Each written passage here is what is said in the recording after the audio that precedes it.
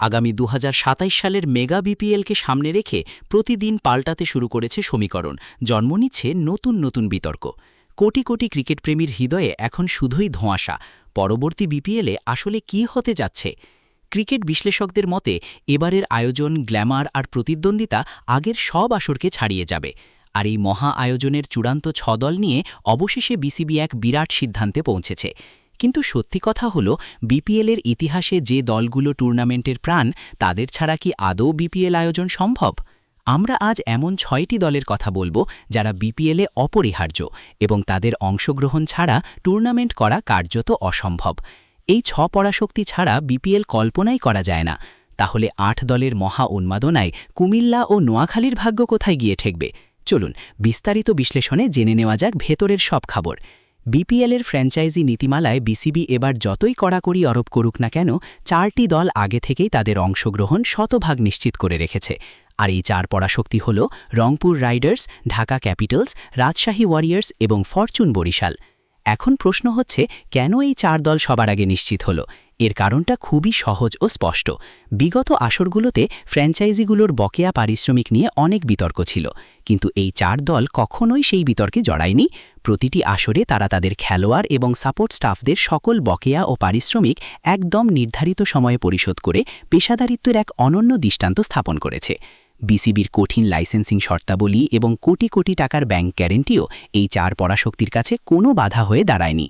তাদের আর্থিক স্বচ্ছতা ও শক্তিশালী প্রশাসনিক ভিত্তির কারণে বিসিবি কোনো রকম দ্বিধা ছাড়াই এই 4 দলকে সবার আগে সবুজ সংকেত দিয়ে রেখেছে। ফলে তারা নিশ্চিতভাবেই মাঠের লড়াইয়ে নিজেদের আধিপত্য বজায় রাখতে প্রস্তুত। এবার আসা যাক বিপিএলের বাকি দুটি অপরিহার্য দল, সিলেট এবং চট্টগ্রামের খবরে। এই 2 দলকে বলা হচ্ছে বিপিএলের অটো কোয়ালিফাইড টিম। কিন্তু কেন? এর কারণটা একদম পানির মতো পরিষ্কার। বিপিএলের পুরো আসরটি অনুষ্ঠিত হয় ঢাকার পাশাপাশি সিলেট আন্তর্জাতিক ক্রিকেট স্টেডিয়াম এবং চট্টগ্রামের জহুর আহমেদ চৌধুরী স্টেডিয়ামে।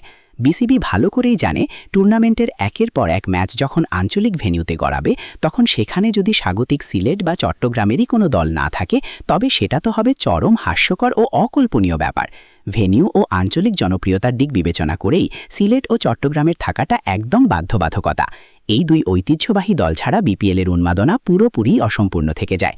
তবে আসল টুইস্ট হলো, কারা এই 2টি ঐতিহ্যবাহী দলের মালিকানা নিবে।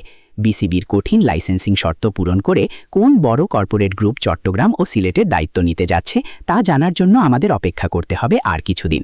তবে দল দুটির অংশগ্রহণ নিয়ে কোনো সন্দেহ নেই। তবে ক্রিকেট প্রেমীদের সবচেয়ে বড় কৌতূহল, বিপিএল কি তবে 6 দলেই সীমাবদ্ধ থাকছে, নাকি মাঠে গড়াবে 8 দলের মহা আয়োজন? যদি বিসিবি বিপিএলকে 8 দলের মেগা টুর্নামেন্টের রূপ দেওয়ার চূড়ান্ত সিদ্ধান্ত নেয়, তবে লটারির সবচেয়ে বড় টিকিটটি পেতে যাচ্ছে বিপিএল ইতিহাসের সবচেয়ে সফল দল কুমিল্লা ভিক্টোরিয়ান্স এবং কোটি ভক্তের নোয়াখালী। 4 বারের চ্যাম্পিয়ন কুমিল্লার অস্তিত্ব রক্ষা নিয়ে ক্রিকেট পাড়ায় জোর গুঞ্জন চলছে। বিসিবি কুমিল্লা ম্যানেজমেন্টের সাথে তাদের চুক্তি সংক্রান্ত জটিলতা নিয়ে ইতিবাচক আলোচনা চালাচ্ছে।